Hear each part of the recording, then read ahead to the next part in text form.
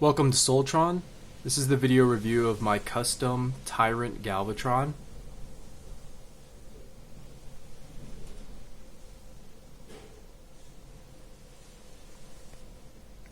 Here's how he scales with the Kingdom line, so I think that's a pretty good proportion to each other. And this is how he looks with a couple of other Predacons that I've made. And while I have him out, I just want to do a quick update on Sixshot. I did give him a sheath for his sword, so that's attached by a ball joint on his hip. And then he can pretty much draw the sword from the sheath, since the hilt sticks out so much.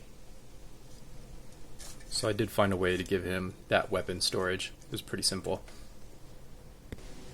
Okay, I worked really hard on this figure, so I want to show off some of the details. I've given a dry brush to all the various bone details on this figure. And if you look at the head, it's very hard to see, but I did paint the eyes with metallic red, so they show up a little bit better than his original eye color. And then I put in this Predacon spark in the middle of his chest. And then some other things I did was I repainted the gold talons to give them more of a rich gold and make them fit in better with these plastic gold details. I also repainted the teeth here and then the foot talons.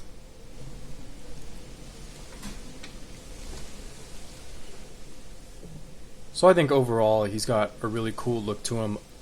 And then his fist here is kind of inspired by Nightmare from Soul Calibur. He's just got this giant fist. And then he's got like this crown detail on his head up here. So we'll do like the 360 view. And you can see on his back he's got a lot more of these gold details. But overall I think his proportions work out really well. The kibble, he's got a lot of kibble, but it fits on his body really well. I think he carries it very nicely. And then here's a better look at his legs down here. And then basically his legs are just the T-Rex legs. There's nothing really special there. So he does have a couple of attack features that he could do. So his main weapon is basically back here on the back of his arm. And this can be rotated around. So this is on a ball joint.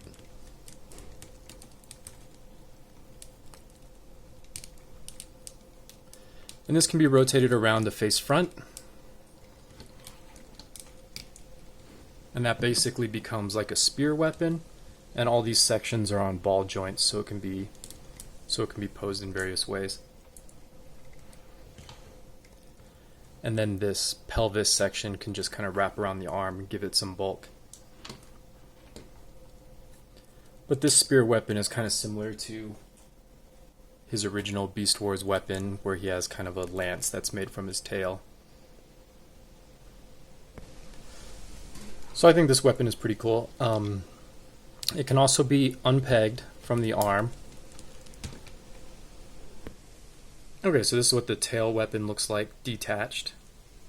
So it's pretty interesting and menacing looking. Okay, so another thing he can do with this weapon is he can actually hold it by the tip of the tail. And the ball joint in his wrist is a little bit weak, and this weapon's pretty heavy, so he's probably not going to be able to hold it very securely. Okay, so he's holding it basically like a club. So that's one option for posing. And since it is heavy, maybe I'll just have it. You can kind of just drag it on the ground. So you can use that weapon as a club. And then each segment of this tail is on a ball joint that can be unpegged. And then there's this gold chain that wraps around, so that can be unwound.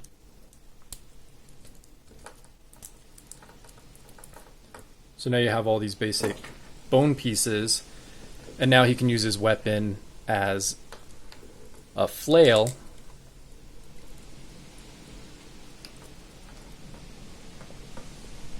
And you can kind of basically just swing those pieces around, and that looks pretty intimidating.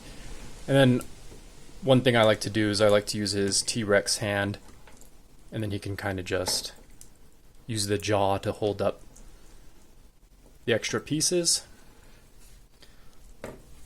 So I really like that feature, and it kind of calls back to his G1 Megatron with his Energon flail. Okay, and then this section can also be pegged back into his forearm, and then he can kind of have this whip that has like the spiky end on it. So a lot of really cool attack features, and then of course he's got his T-Rex head on his other arm.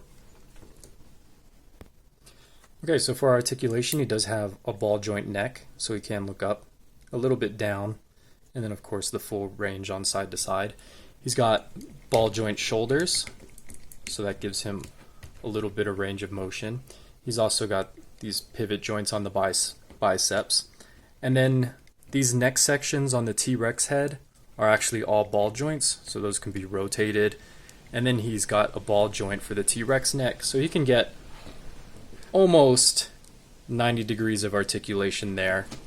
And as opposed to the Kingdom figure, he can hold his T-Rex head sideways, which his Kingdom figure, if you bend the elbow, he can only bend it like this, which is not as good of a look as being able to hold it this way, like another hand. Okay, and he's also got, on this shoulder, he's got full outward motion. This one's pretty tight. And that's in addition to this ball joint at the shoulder here. So he's basically got two joints at each shoulder. And then his wrist is also on a ball joint, so there's a lot of range there, and that can be rotated all the way around. And then his fingers are kind of articulated in a weird way. I kind of just wanted to get it done fast, so he can kind of open his hands, but not really, because his fingers are just kind of permanently curled. But he can sort of do like a reaching pose.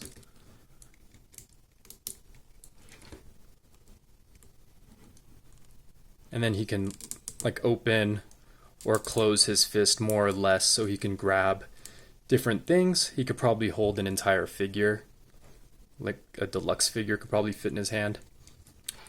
And then he's got a ball joint waist, ball joint hips,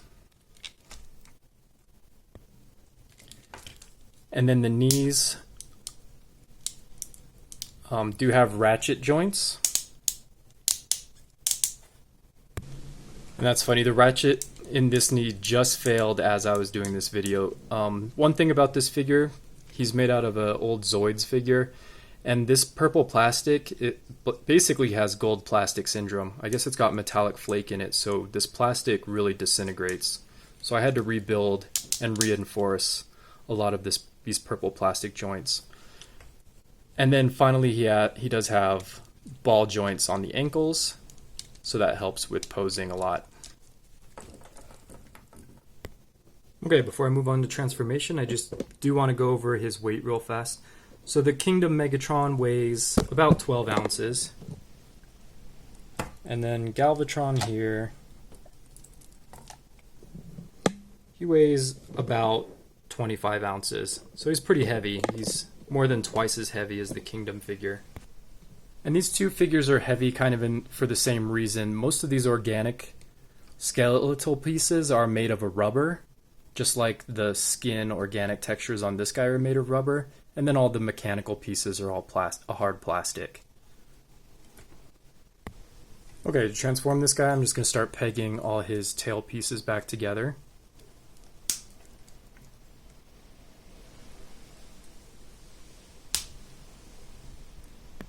Okay, and then in his tail, all these chains for the flail kind of just hang there, so I like to rotate these bits around to tighten up the chain a little bit.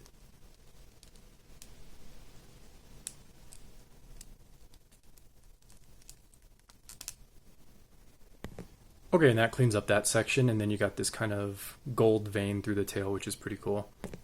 And he can be transformed with the tail attached, but it's kind of a hassle, so I'm just going to leave that off. And then he's got these chest panels just pop open. Okay, and they're not supposed to come off the hinge like that, and these hinges can just be reattached. And that exposes like his original chest. So this arm has to be raised and move out of the way. And then it helps for the T-Rex arm.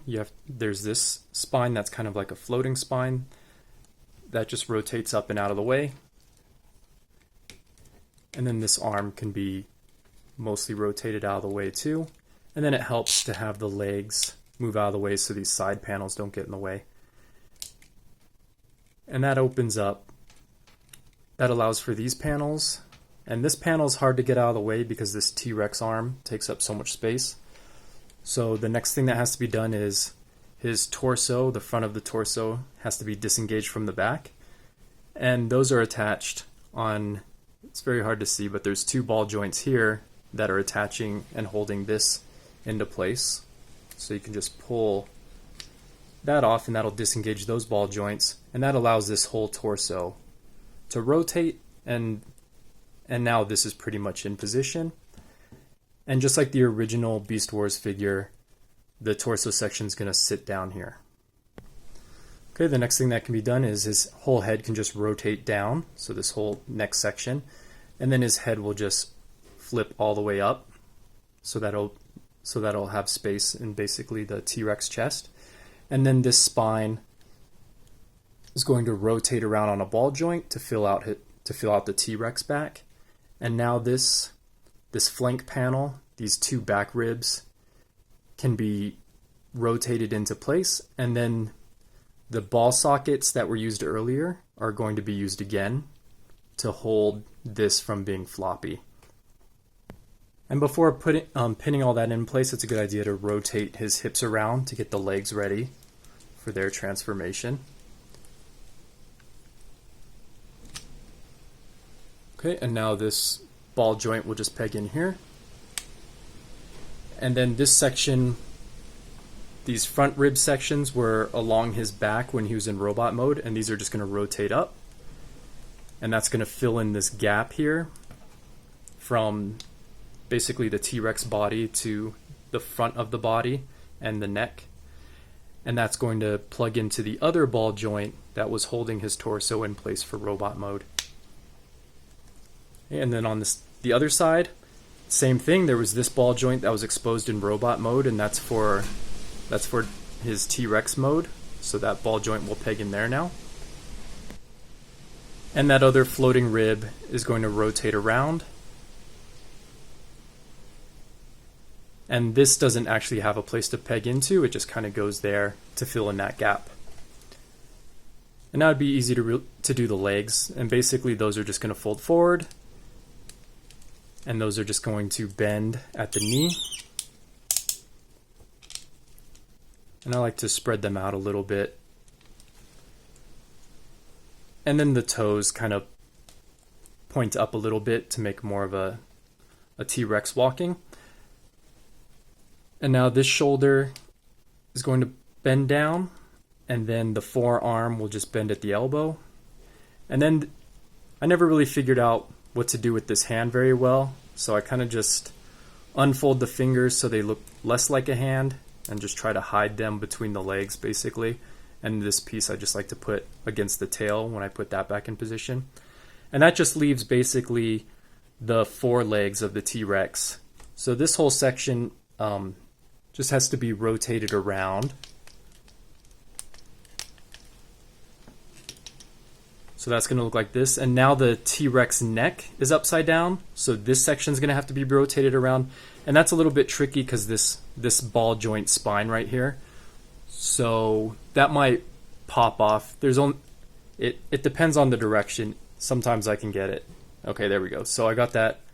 That barely clears. And then this spine is going to go into place and kind of hide this gap, which used to be his armpit. So now he's looking mostly in place. We're going to just clean up his arms a little bit. And now we could just peg the tail back into place. So that uses this big ball joint here, just pegs right here, which was under his elbow.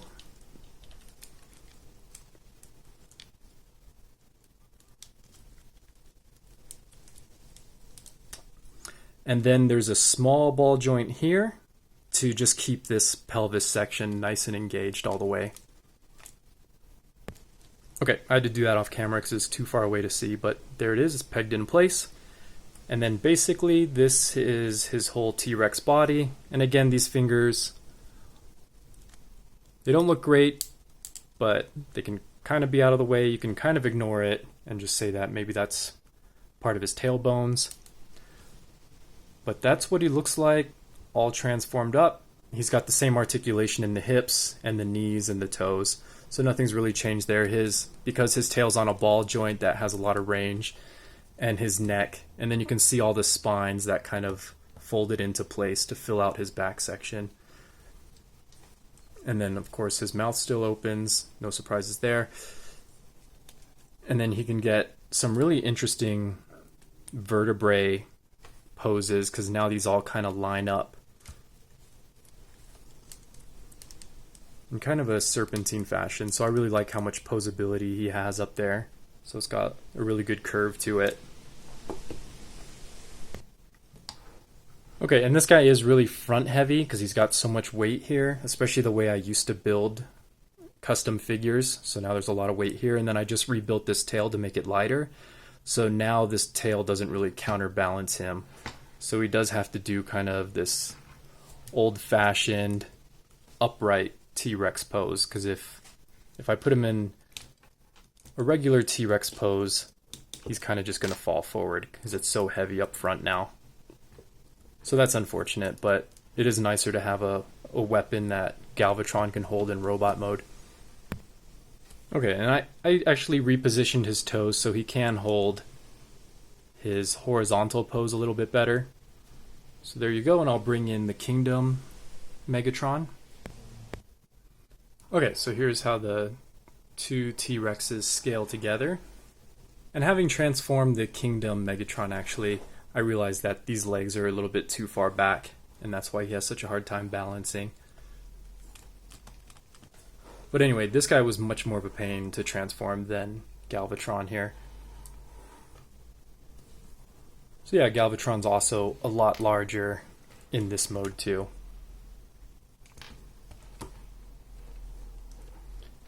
But yeah, I'm really proud of this custom. I think he turned out really well. I think I'm getting much better as a customizer. Let me know what you think in the comments, and I'll see you next time.